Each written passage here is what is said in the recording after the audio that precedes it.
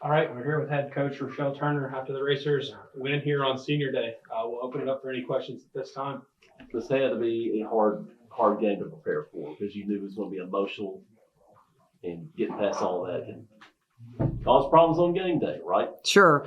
Yeah, we had no doubt that it was going to be emotional and it was going to be tough to kind of set all that aside. But we talked about it. We don't really let our players go into any situation without discussing it. And they knew we had to be locked in and focused, but I also knew that it was just going to take us a little bit of time to settle in. Because not only are our seniors emotional, I mean, Haven and Hallie are about as thick as thieves as they can be with Kate. And I mean, Haven's having a hard time with this. She really is. I've had to talk to her a couple times today just to help her through her emotions. I mean, they get close.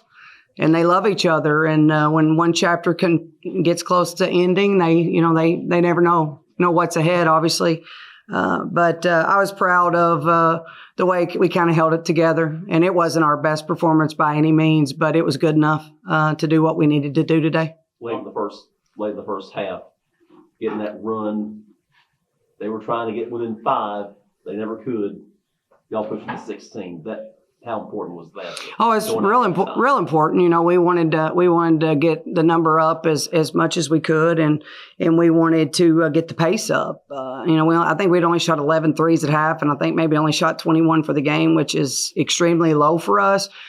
But that really wasn't what was there. I mean, there were lanes to the basket at times, and we were able to take advantage of mismatches and stuff. But that gift kid is a big lady, and she does a good job with her body and blocking shots and those type of things. So we tried to do some things to get her out on the floor, and we also reversed the floor on them, brought her out, and allowed Ava to post up their smaller post player. But I thought they did a good job. I mean, I thought they came in and played hard, and I thought that they, were trying to come in and take one from us. So, hats off to them and Kelly for having them playing hard this late in the season.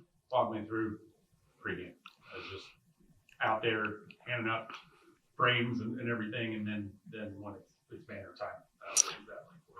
Well, it was tough, and I don't think people realize the relationship that I have with Angela Gearhart.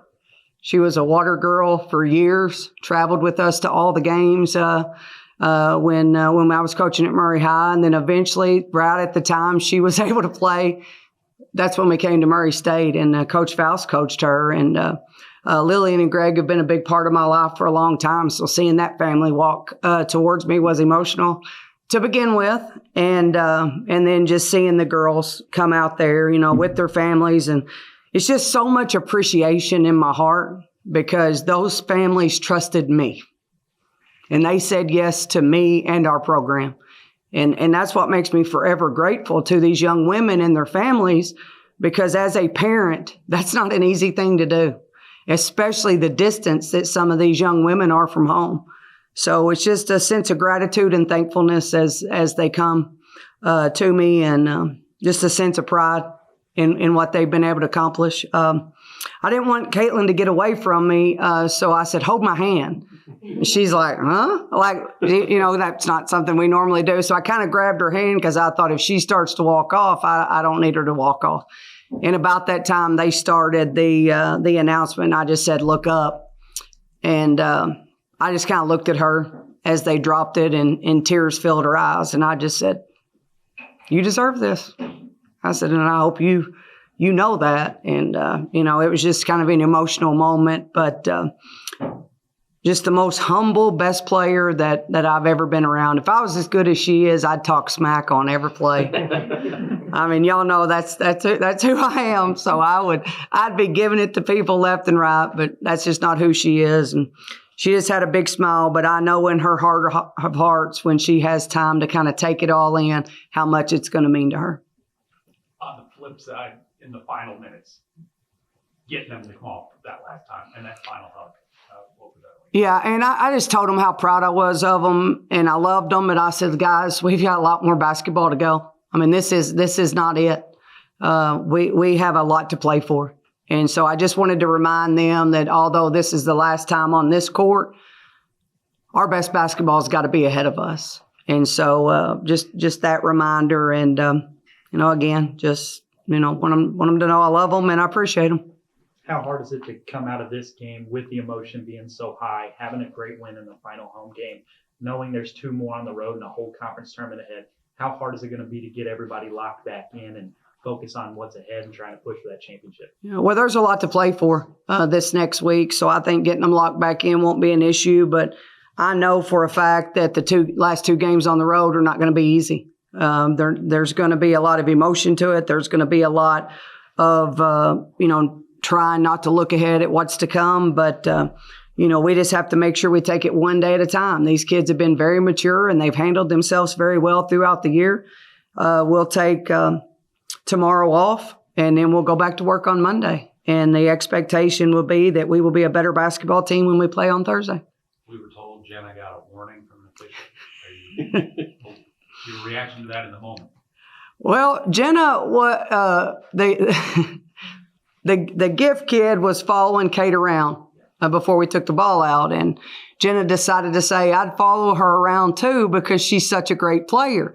Well, Jenna was, just gamemanship. Yeah. But bless her heart, the gift kid said, yes, she is. And I thought that was precious. And at that moment, I said, Jenna, shut your mouth. I don't think Jenna wanted any part of her anyway. And at that time, Marla hears me get on to Jenna, so she gives her a bench warning. And I said, exactly. And so Jenna was just trying to pump up Kate. I don't think she meant any ill will towards anyone, but it was kind of a comical moment. Well, the fact that Jenna would have that on senior day, she's been about as big a cheerleader as I've ever seen from a bench. Yeah, just one of a kind, big-hearted kid. She made the half-court shot at shoot-around today, which I thought was just the epic of awesomeness for her to make that shot. But, she's had a tough career injury-wise. Once she got here, she just never was right. And we weren't really able to figure that out. But she made a difference in this program in the locker room. She made a difference in this program on the sidelines at practice. And just being there for each and every one of the players on our team through thick and thin. And you have to have those people. You're not only successful if you have great players, you have to have great people.